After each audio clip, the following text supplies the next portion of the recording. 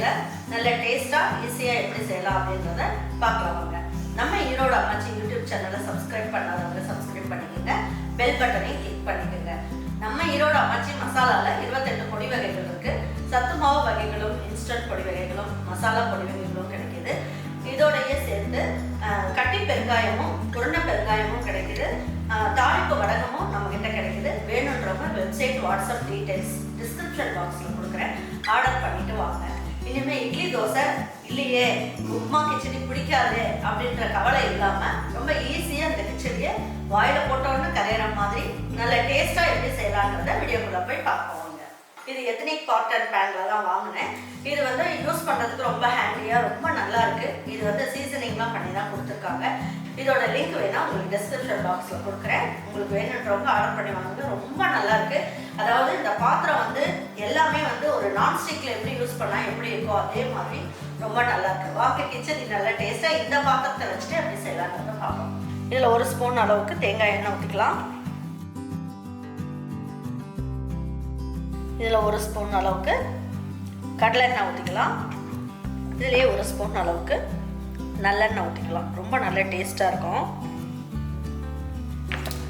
கிச்சடிக்கெல்லாம் வந்து கொஞ்சம் எண்ணெய் கூடுதலாக இருந்தால் தான் நல்லாயிருக்கும். ஏன்னா இல்லைன்னா இந்த பிசு பிசுன்னு வரும், இந்த ஹோட்டலில் கிடைக்கிற மாதிரி கிடைக்காம இருக்கும்.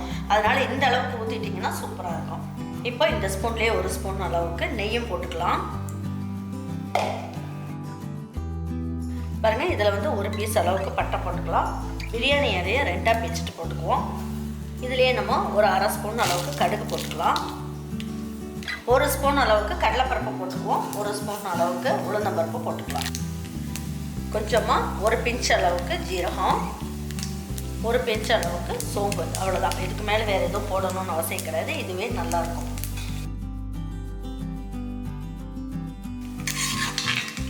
பாருங்கள், இந்த அளவுக்கு நல்லா பொரிஞ்சிருச்சு. பொரிஞ்ச உடனே நம்ம என்ன பண்ணுவோம், இதுலேயே நான் வந்து 2 ஸ்பூன் அளவுக்கு வறுத்த வேர்க்கடலை எடுத்து வச்சுருக்கேன். உங்களுக்கு வேணும்னா நீங்கள் வந்து முந்திரி பருப்பு போடலாம். பாருங்கள், இதில் வந்து இஞ்சி வந்து 1/2 இன்ச் அளவுக்கு எடுத்து பொடியாக நறுக்கி வச்சுருக்கேன். இதையும் போட்டுக்கங்க, நல்ல வாசனையாக இருக்கும். இதில் 2 இனுக்கு கருவேப்பிலை எடுத்து வச்சுருக்கேன். இதையும் போட்டுக்கலாம். இப்போ இதில் 2 பெரிய வெங்காயம் எடுத்து நீல வாக்கில் கட் பண்ணியிருக்கேன். இது இந்த மாதிரி உதுத்து விட்ட மாதிரி போட்டுக்கணும்.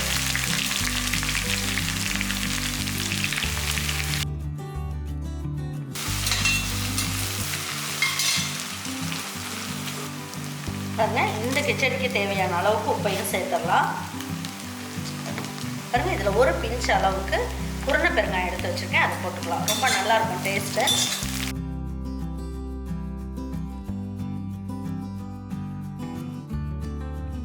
வெங்காயம் இந்த அளவு வதங்கினா போதும். 3/4 பாதம் அளவுக்கு நல்லா வதங்கிடுச்சு. இதோடையே சேர்த்து 1 கைப்பிடி அளவுக்கு 50 கிராம் அளவுக்கு பச்சை பட்டாணி, 100 கிராம் அளவுக்கு பீன்ஸ் எல்லாமே கட் பண்ணி கழுவி எடுத்து வச்சுருக்கேன். இதை போட்டுக்கலாம். நல்ல ஒரு பெரிய 2 கேரட் எடுத்து இந்த மாதிரி பொடியாக கட் பண்ணியிருக்கேன்.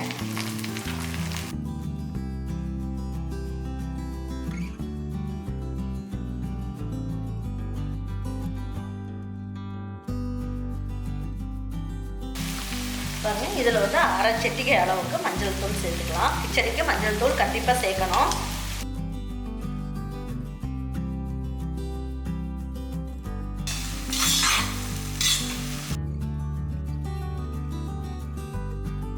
இப்போ என்ன பண்ணலாம், இதில் ஒரே ஒரு தக்காளி, பெரிய தக்காளியை கட் பண்ணி எடுத்து வச்சுருக்கேன். இந்த தக்காளியை இதில் சேர்த்துக்கலாம்.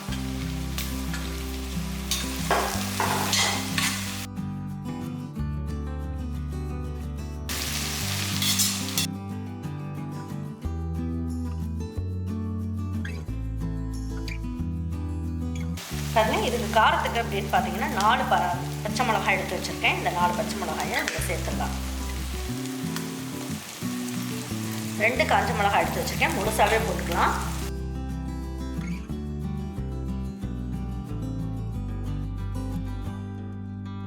இப்போ இந்த கப்பில் தான் 1 கப் அளவுக்கு ரவை எடுத்துருக்கேன். பாருங்கள், இது 2ம் சேர்த்து ஒரே கப்பு தான். இது 1/2 கிலோ அளவுக்கு ரவை வந்திருக்கு. இப்போ இந்த கப்புலேயே 2.5 கப் அளவுக்கு தண்ணி ஊற்றிக்கலாம்.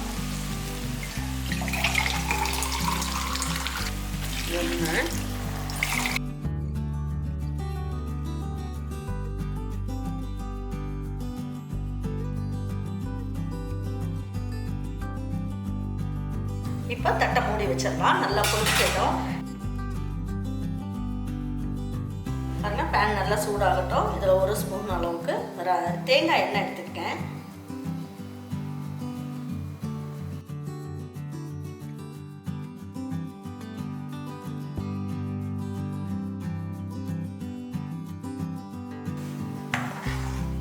லேசாக சூடு பண்ணிங்கன்னா போதும். இது வந்து வறுத்த ரவை தான். இந்த மாதிரி வறுத்து போடும்போது அந்த பிசு பிசுன்னு இல்லாமல் நல்லா சாஃப்டாக இருக்கும்.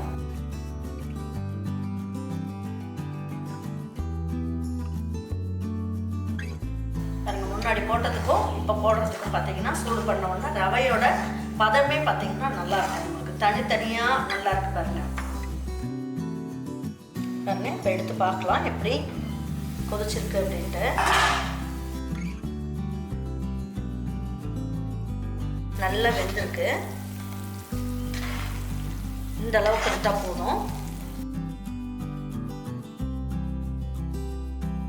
இப்போ பாருங்க நல்லா கொதிச்சுட்ருக்கு. இந்த அளவுக்கு இருந்தாலே காய்கறியெல்லாம் 3/4 பதம் அளவுக்கு வெந்திருக்கும். இப்போ நம்ம எடுத்து வச்சுருக்க ரவையை கொஞ்சம் கொஞ்சமாக போட்டு அப்படியே கட்டி விடலாம்.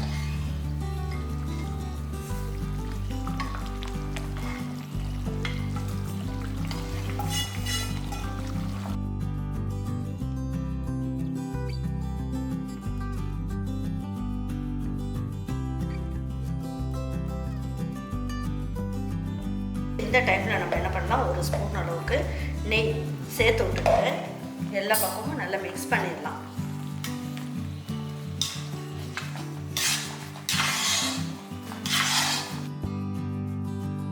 இப்போ வந்து என்ன பண்ணணும், உடனே இறக்கிடக்கூடாது. இது அப்படியே இந்த மாதிரி பண்ணிவிட்டு ஸ்லோ ஃப்ளேமில் வச்சிடலாம். இப்போ ஸ்டவ்வை வந்து ஸ்லோ ஃப்ளேமில் வச்சிடலாம். இது ஒரு 10 நிமிஷம் அப்படியே இருக்கட்டும். 10 நிமிஷம் கழித்து கலந்து விட்டுடலாம். பாருங்க இப்போ எடுத்து பார்க்கலாம். எல்லாமே ஸ்லோ ஃப்ளேமில் தான் வச்சிடணும். அடியும் பிடிக்காது. நமக்கு வந்து பார்த்திங்கன்னா நல்லா சாஃப்டாகவும் இருக்கும்.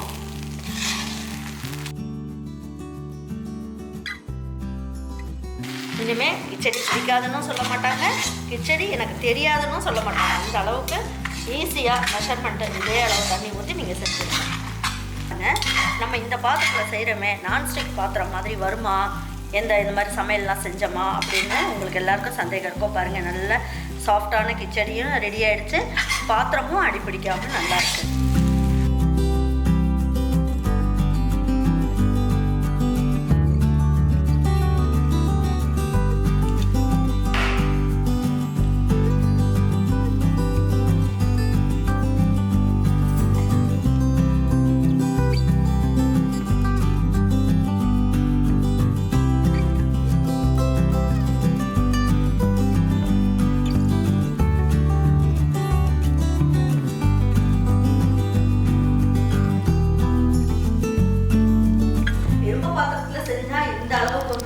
வருமா அப்படிங்கிறது நீங்களே பார்த்துருப்பீங்க.